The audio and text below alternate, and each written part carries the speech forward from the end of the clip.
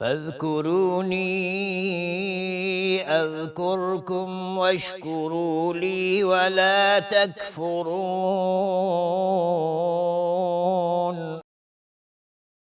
پس به یاد من باشید تا به یاد شما باشم و شکر مرا گویید و کفران نکنید. بسم الله الرحمن الرحیم. الحمد لله رب العالمین والصلاة والسلام علی رسوله الامین و علی آله و صحبه اجمعین. با عرض سلام و درود خدمت همه شما بینندگان عزیز و محترم در برنامه نیایش و ستایش. امیدوارم که باز هم در راستای بهبود و عمق دادن به عبادات خودمون و نیایش های خودمون و دعاها و ستایش های خودمون پیشگام باشیم. زندگی انسان یک مزرعه ای هست که باید هر روز در اون مزرعه فعال باشه. فعالیت زندگی انسان در این مزرعه یک فعالیت مستمر و دائم هست. بعضی ها هستند که این مزرعه رو میکارن با بهترین محصولات، برداشت بهترین محصولات و با دوامترین با ارزشترین محصولات، و بعضی ها هم هستند که میکارن ولی چیزی رو به دست نمیارن. سعی و تلاش در زندگی ما یک بخش عمده اون در ارتباط با آخرت و عاقبتی هست که ما داریم به اون میریم. عاقبت و آخرت در صورتی میتونه آباد باشه و در صورتی میتونه زندگی آرام بخشی رو برامون در بر داشته باشه که با دست پر و با توشه اندوخته ارزشمندی به سراغش بریم. در این باب اگر بتونیم امروز خودمون رو نسبت به دیروز بهبود ببخشیم، اگر بتونیم بذر نیکی رو امروز بکاریم تا فردای قیامت درو کنیم، اگر بتونیم در بهتر کردن و اضافه نمودن بر فعالیت‌های خودمون روزانه سعی و تلاش کنیم، در اینجا فلاح و رستگاری رو به دست آوردیم. ما روزانه در زمینه‌های مختلف دانشمون بالا میره، با مطالعه، با نگاه کردن به برنامه‌های تلویزیونی، با پیگیری کردن شبکه‌های اجتماعی معلوماتمون بالا میره. اما در اون چیزی که متاسفانه بهش اهمیت خاصی نمیدیم، اون دین و عبادات هست. ما مجموعه ای از دعاهای استفتاح نماز رو خوندیم. بیش از 5 یا 6 تا دعا رو ما گفتیم. عموما هر نفر یه دعا از روز اولی که در خردسالی کودکی حفظ کرده همون رو حفظ داره و همون رو در هر نمازی تکرار میکنه و هیچ گام به فکر این نیست که این اندوخته خودش رو و این توشه عبادت روزمره خودش رو افزایش بده. بذاری تا در این باب هم مقداری فعال باشیم. دعاهایی که خونده میشه، گفته میشه، همه اینها دعاهای جا مانده در آثار حدیثی از منبع نبوت صلی الله علیه و سلم هست که ارزش و حیثیت اونها رو درک کردن مقتضاش این هست که ما براش اهمیت بدیم و برای حفظ کردن و تطبیق دادن و عمل کردن اونها پیشگام باشیم. سعی کنید که این دعاهایی که گفته میشه و شرح داده میشه رو بر برگه‌ای بنویسید. حداقل هر مدتی، هر هفته، یک ماهی یک دعا رو حفظ کنید تا هم در باب عبادات و نیایش ها و ستایش ها پیشرفتی داشته باشید و هم توشه علمی شما در عبادت بندگی الله متعال بهتر بشه.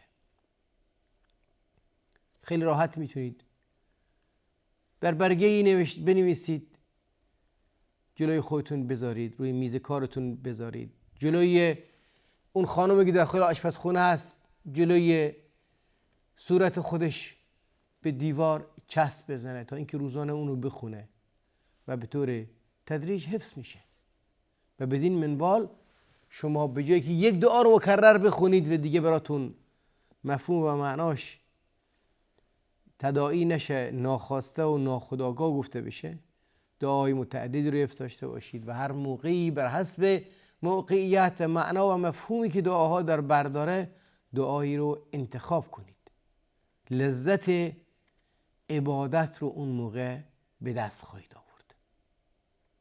نمونه دیگری که در این باب براتون میخوام بخونم در بحث استفتاح نماز، روایتی هست که امام مسلم و نسائی آوردن از حضرت انس رضی الله تعالی عنه که میگن ان رجلا جاء فدخل الصف، یه نفر اومد و داخل صف شد، یعنی جماعت اقامه شده بود و ایشون هم اومد ملحق شد به جماعت.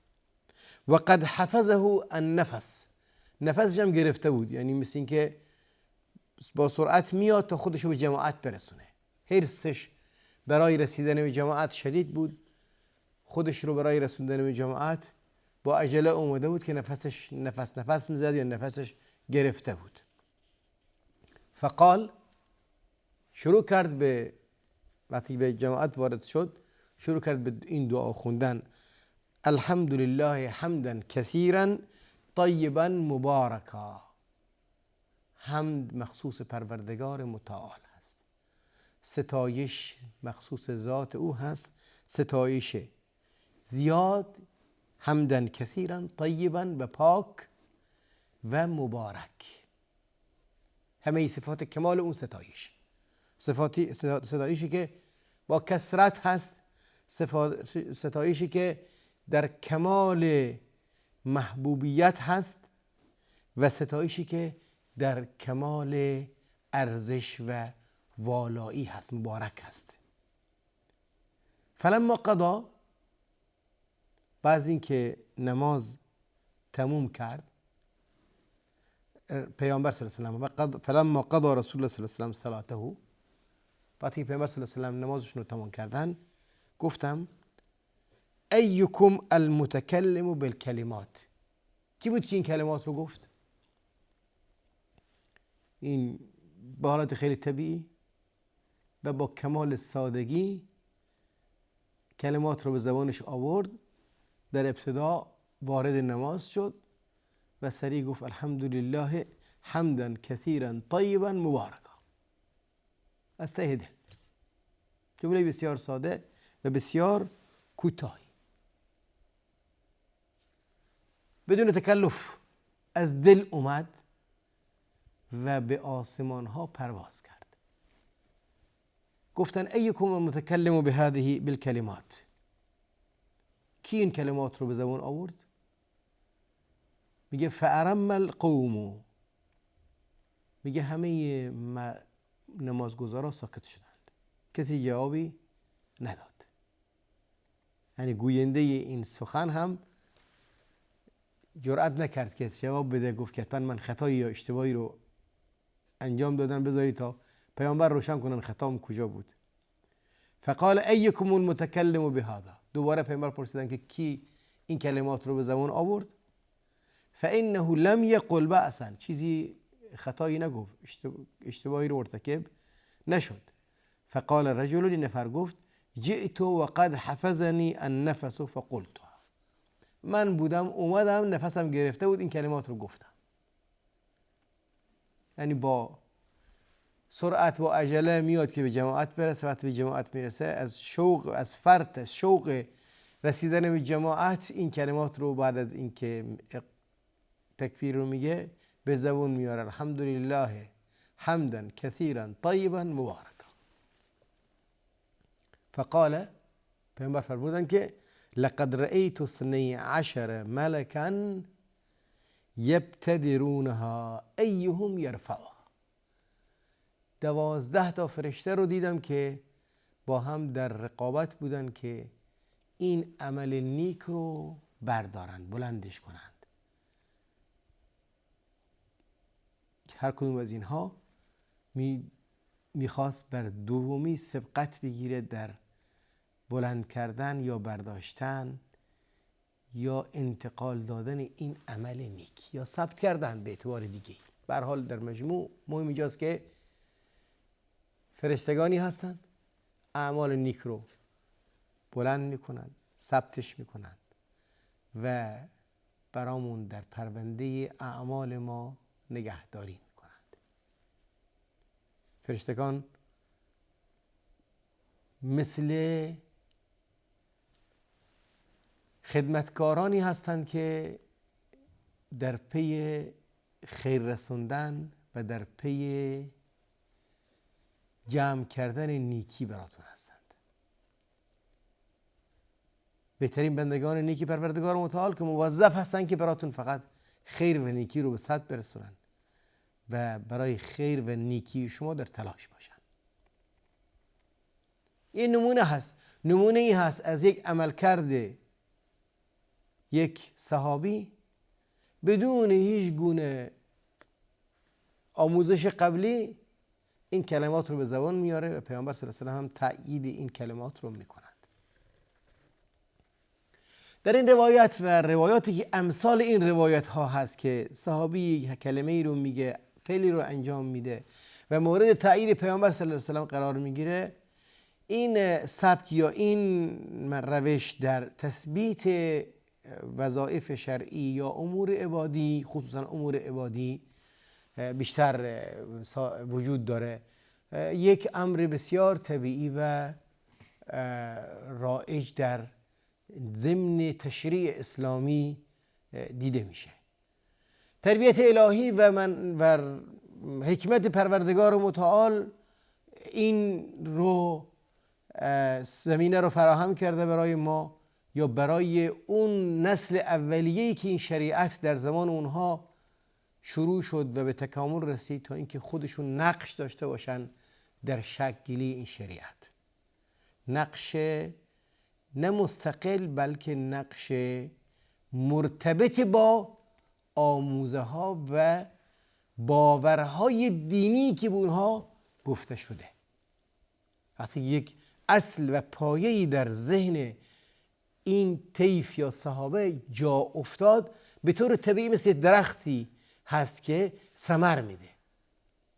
کلمه طیبه هست که شجرة طیبة اصلها ثابت و فرعها فی السماء. این کلمه طیبه دین هست، توحید هست، لا اله الا الله هست، فهم صحیح دین هست، شناخت صحیح پروردگار متعال هست، ایمان به رب ذوالجلال هست و تمام کلماتی که انسان به زبان میاره در ضمن ایمانیات هست. این کلمه های طیبه خود به خود بار میاره و ثمر میده و ثمراتش این هست. از این نمونه ها زیاد هست که میبینیم صحابی کاری انجام میده، زنی، مردی، فردی، جماعتی، گروهی، شرایط معین و مورد تایید پیامبر صلی الله علیه و سلم قرار میگیره و در واقع این در مورد تایید وحی قرار میگیره. نه اون فرشته خودش از به طور مستقل اعمال وظیفه میکنه که بیاد این رو بران عمل نیک برداره و با هم مسابقه بذارن. فرشتگان یؤمرون ما یفعلون ما یؤمرون، اون چی که بهشون امر میشه، مأموریت داده میشه رو اجرا میکنند. و نه پیامبر صلی الله علیه و سلم از پیش خودشون میتونن کلمه ای رو بگن که این موضوع یا این مطلب این ارزش رو داره و 12 تا فرشته برای برداشتن یا برای هم کردن یا ثبت کردن این کلمات سبقت میجستند. پیامبر هم مأموریتشون اجرایی بود، مجری امر الهی بودند و فرشتگان هم مجری امر پروردگار هستند و بندگی رب ذوالجلال رو میکنند. در نتیجه وقتی که ما میگیم این شریعت هست، یعنی اینکه مورد تأیید رب ذوالجلال قرار گرفته، اگرچه عمل کرده یک صحابی هست ولی تأیید وحی الهی هست، چون قول نبوی در تایید اون اومده و پیامبر صلی الله علیه و هم و ما ینطق عن الهوا ان هو الا وحی یوحی، با اراده فردی خودشون در مسائل دینی سخن نمیگن. در مسائل دنیا اجتهاد میکنن، انسان هستن، انما انا بشر مثلکم، اما در مسائل دین هیچ کلمه ای رو به زبان نمیارن مگر اینکه امر الهی باشه، وحی رب متعال باشه. با چشم خودشون دیدن فرشتگان رو و این قدرتی است که الله متعال به نبی خودش داده. فرشتگان رو جبریل رو دیده و بقیه فرشتگان رو هم میتونه ببینه. جن رو هم باشون نشست داشته، بهشون آموزش داده. این امکانات رو الله متعال به نبی خودش داده، در شرایط معین بهش نشون داده. این ویژگی خاص مقام نبوت است. مهم اینجاست که در ضمن اون چی که ما به عنوان دعاهای استفتاح نماز در ضمن سنت پیامبر اکرم صلی الله علیه و سلم داریم، یکی از اونها این هست که بگیم الحمدلله حمدا کثیرا طیبا مبارکا، بر اساس این روایتی که ما با هم بهش نگاهی انداختیم. روایت دیگری هست از امام مسلم که حضرت عبدالله بن عمر رضی الله عنهما میگن که این روایت هم باز به همین صورت هست که فردی میاد و از اونجایی که این روایت مثل روایت قبل هست و یه مقدار طولانی هم هست، این انشاءالله در برنامه آینده براتون توضیح و تفسیرش رو خواهیم گفت. در این باب فقط این اون چه که الان میتونید یاد بگیرید و تکرارش کنید، خیلی ساده هست. بگید الحمدلله حمدا کثیرا طیبا مبارکا، مختصر و بسیار آسان و سهل. با امید این که تونسته باشید این کلمات رو حفظ بکنید. تا برنامه دیگه الله یار و نگهدارتون باد. السلام علیکم و رحمت الله و برکاته.